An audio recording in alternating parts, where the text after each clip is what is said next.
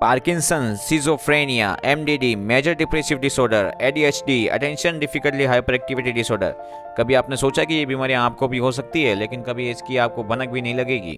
नमस्कार सभी प्यारे भारतवासियों को, माय नेम इज भैरव और आज अपन बात करने वाले ऐसे वायरस के बारे में, ऐसे डिजिटल, वर्चुअल और एंटरटेनिंग वायरस के बारे में जो आए दिन आपकी बॉडी को बिना इफेक्ट किए हुए खाए जा रहा है। मैं जिस वायरस की बात कर रहा हूँ उसका नाम है इंस्टाग्राम। एक ऐसा वायरस जो आप आए दिन आपकी सोशल लाइफ, मेंटल हेल्थ और रिलेशनशिप की लगातार वाट लगाया जा रहा है। इंस्टाग्राम एक ऐसा प्लेटफॉर्म जिसके बिना आप एक दिन भी नहीं निकाल सकते हैं। इंस्टाग्राम एक ऐसा प्लेटफॉर्म जहां on an average every day 4.2 billion के करीब लाइक किए जाते हैं, 80 million photos every day share की जाती हैं और 100 million plus account every day story upload करते हैं। तो आज की जो ये वीडियो है दुनिया के second most using social media platform के बारे में है, तो वीडियो पूरी एंड तक जरूर देखें तो क्या आपको डिटेल में समझ में आ चुके। इंस्टाग्राम जो 2 बिलियन यूजर्स का एक बड़ा सोशल मीडिया प्लेटफॉर्म है, लेकिन 2 बिलियन पीपल में से आप कहाँ एग्जिस्ट करते हैं, इस वीडियो के बाद में आप डिसाइड जरूर कर सकते हैं। अगर मैं बात करूं इंडियन यूजर्स की, तो करंट में एक्टिव इंडियन यूजर्स है 358 मिलियन प्लस यूजर्स।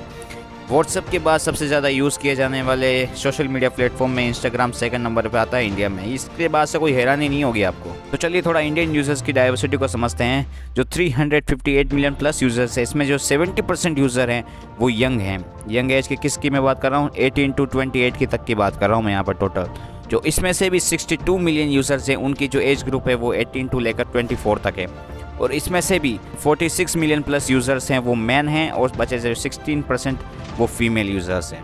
अगर मैं इंडियन यूजर्स की रेशियो में बात करूं तो यहाँ पर 65.8% मेल यूजर्स और 34.2% फीमेल यूजर्स हैं। और ये यूजर्स इंडिया की टोटल पॉपुलेशन का 24.8% कवर करती हैं। तो इस बात से आप समझ सकते हैं कि इंडिया की कितनी बड़ी पॉपुलेशन को इंस्टाग्राम कवर करता है। तो चलिए यहाँ तो हो गई यूजर्स की बात। अब अपन चलते हैं अपने मेन टॉपिक की तरफ कि कैसे इंस्टाग्राम आपकी सोशल लाइफ, आपकी मेंटल हेल्थ, आपके रिलेशनशिप और आपकी नॉर्मल लाइफ के बीच एक डिलेमा बना हुआ है। तो इस पूरे टॉपिक को मैं इन 3 पॉइंट के साथ कवर करने वाला हूँ ताकि आपको आसानी से समझ में आ चुके पूरी वीडियो। और इसके साथ मैं ये भी बता दूं आप लोगों की ये जो वीडियो होने वाली है वो पर्सनली इंडियन यूथ के रेफरेंस में होने वाली है। तो चलिए सबसे पहले अपन समझने वाला है इंस्टाग्राम फीड और इसके एल्गोरिदम के बारे में कि कैसे इंस्टाग्राम आपकी फीड में कंटेंट को डालता है और कैसे इसका एल्गोरिदम जो वर्क करता है। सो फर्स्ट ऑफ ऑल मैं बात करूं तो यहाँ आपको इंस्टाग्राम आपके इंटरेस्ट के बेसिस पे मैनुअली आपको कंटेंट दिखाता है और ये बात मोस्ट ऑफ लोगों को पता भी होती है। बट अपन यहाँ पे इस इंटरेस्ट को साइड में रखते हुए इसके एल्गोरिदम की बात करें तो इसके एल्गोरिदम को समझना बहुत जरूरी है। तो इंस्टाग्राम का मेनली जो एल्गोरिदम वर्क करता है वो करता है रिसेंसी पे, और ये रिसेंसी इंस्टाग्राम पर रिसेंट में चल रही सभी प्रकार की एक्टिविटीज का एक जोल जलापा कह सकते हैं आप इसको। और इसी रिसेंसी के बेस पे जो इंस्टाग्राम का एल्गोरिदम है वो यूजर को ट्रैक करता है कि आप क्या एक्टिविटी कर रहे हैं, आप क्या करने वाले हैं, आपने क्या लाइक किया, आपने क्या पोस्ट किया, आपने जो भी आपकी एक्टिविटी है वो इंस्टाग्राम ट्रैक करता है। इसका एक मैं बड़े एग्जांपल बताऊं आप, तो आपने कभी नोटिस किया हो कि आपके फ्रेंड के द्वारा लाइक या फॉलो अकाउंट्स के भी आपको पोस्ट, रील्स वगैरह भी दिखाए जाते हैं। और बात यही खत्म नहीं होती, इंस्टाग्राम आपके फोन की एक्टिविटी को भी ट्रैक करता है। सो ये पूरा जोल जलाफा होता है इंस्टाग्राम के एल्गोरिदम द्वारा और उसी के बेस पे आपको कंटेंट दिखाया जाता है। तो अब आपको पूरी तरह समझ में आ चुका होगा कि इंस्टाग्राम का एल्गोरिदम किस तरह वर्क करता है और कैसे कंटेंट शो करता है। तो अब मैं लेके चलता हूँ नेक्स्ट पॉइंट की तरफ, कंटेंट कंपैरिजन वर्सेस एंजाइटी। अगर मैं कंटेंट की बात करूं तो इंस्टाग्राम की जो फीड है वो मैनुअली मिलियन ऑफ टाइप्स के कंटेंट का पूरा गोदाम बना हुआ है। अब इसके साथ ही आपको एल्गोरिदम की ट्रैकिंग और आपके इंटरेस्ट के बेसिस पे आपको कंटेंट दिखाया जाता है और एक टाइम बाद आप उस कंटेंट के आदी बन जाते हैं और आपका दिमाग जो है उस कंटेंट के सरकज़म में घुसता जाता है, जिससे आप वही देखते हैं जो आप देखना चाहते हैं। और इसी सरकज़म की वजह से आपका जो माइंड है वो एक नेक्स्ट लेवल के प्लेजर में जीता है और यह प्लेजर रिलीज किया जाता है डोपामिन के द्वारा। और अगर आपको नहीं पता कि डोपामिन क्या होता है तो मैं बता देता हूँ कि डोपामिन एक प्रकार का केमिकल लिक्विड होता है जो आपके माइंड के पर्टिकुलर स्पेस के रिलीज होता है, जो आपके बॉडी का सिग्नल भेजता है ब्रेन के थ्रू, न्यूरॉन्स के थ्रू।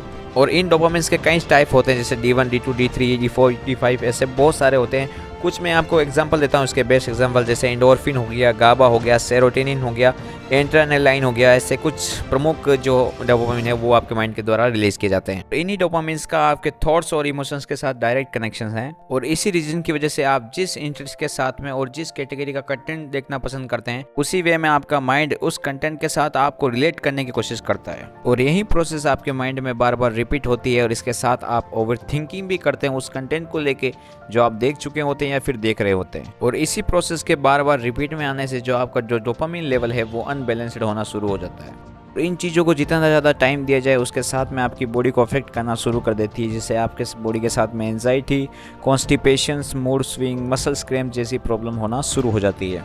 और इसके साथ अगर आप इंस्टाग्राम के मूड स्विंग वाले कंटेंट सर्किज्म में पूरी तरह घुस चुके हैं या फिर डूब चुके हैं इसमें, तो इन फ्यूचर आपके साथ ये डिसीज़ भी हो सकती है जो मैं बताने वाला हूँ। सो इन डिजीज़ में जो फर्स्ट नंबर पर आती है वो है पार्किंसंस। ये एक प्रकार का मानसिक असंतुलन वाली बीमारी है। सेकंड नंबर पर आती है सिंजोफ्रेनिया। सिंजोफ्रेनिया एक बहुत रेयर डिजीज़ है।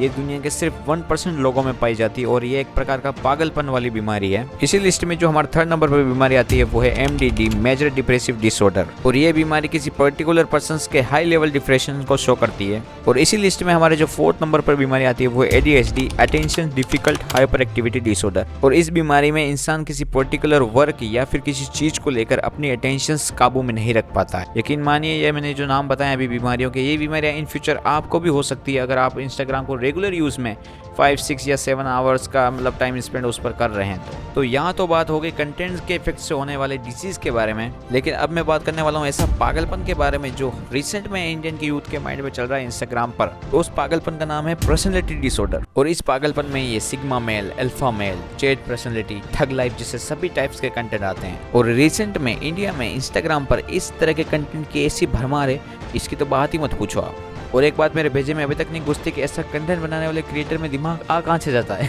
और जो क्रिएटर ऐसे कंटेंट बनाते हैं सिग्मा अल्फा गामा वाले हैं, उन्हें खुद भी नहीं पता होता है कि वो क्या बना रहे हैं, वो क्या शो कर रहे हैं लोगों को, वो व्यूअर्स को क्या दिखा रहे हैं। बस वो जो ट्रेंड चला आ रहा है उसको चलाना है बस। और ये जो कंटेंट है इसमें ना आपको कोई सेंस दिखेगा, ना आपको नॉलेज दिखेगी, ना आपको कोई फैक्ट दिखेगा। और आधे से ज्यादा इंडियन यूजर्स इसी टाइप्स के कंटेंट से ऑब्सेस्ड हो चुके हैं और इसलिए मैंने इसको नाम दिया है पर्सनैलिटी डिसऑर्डर। और यहाँ पर सबसे मेन इंपॉर्टेंट बात आती है कि जिन पर्सन को लेकर ये जो कंटेंट बनाते हैं सिग्मा अल्फा वाले, उन पर्सन को खुद को नहीं पता कि ये होते क्या हैं, ये चीज़ें होती क्या हैं। इन कंटेंट क्रिएटर ने अमेरिकन साइको वाले पैट्रिक बैटमैन को और पीकी ब्लाइंडर्स के किलियन मर्फी को इसका आइडल बना रखा है सिग्मा पर्सनैलिटी का। और वो किलियन मर्फी जिसका इंस्टाग्राम से कहीं दूर दूर का नाता भी नहीं, यहाँ तक कि उस बंदे का इंस्टाग्राम पे अकाउंट भी नहीं है। और ये भी एक बड़ी टाइप की बीमारी है जो आज की यूथ को हो रही है। तो मैं यही कहना चाहूँगा इस टॉपिक पे कि ये एक सिर्फ मेंटल डिसऑर्डर की उपज है जिसका ना कोई वजूद है ना कोई सेंस। सो इन चीज़ों से या फिर इस टाइप के सर्केज्म से थोड़ा दूर रहिएगा, वरना इस टाइप का कंटेंट आपकी अच्छी खासी मेंटल हेल्थ को भी एक साइको बना सकता है। और एक रिसर्च के मुताबिक on an monthly basis Indian Instagram users हैं वो 12+ आवर्स टाइम स्पेंड करते हैं इंस्टाग्राम पर।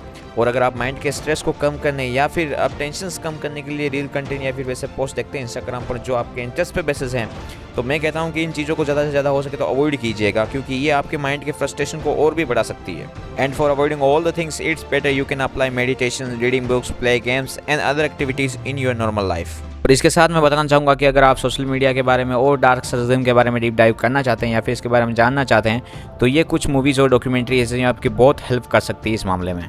इस लिस्ट में फर्स्ट नंबर पे है ब्लैक मिरर। ब्लैक मिरर ये 2011 में लॉन्च हुई एक वेब सीरीज़ है। इसके 6 सीजन में डिवाइडेड है और ये बहुत मदद कर सकती है आपकी। साइंस फिक्शन वेब सीरीज़ है, लेकिन इसके साथ में सोशल मीडिया के बारे में पूरा डीप डाइव बता देगी आपको।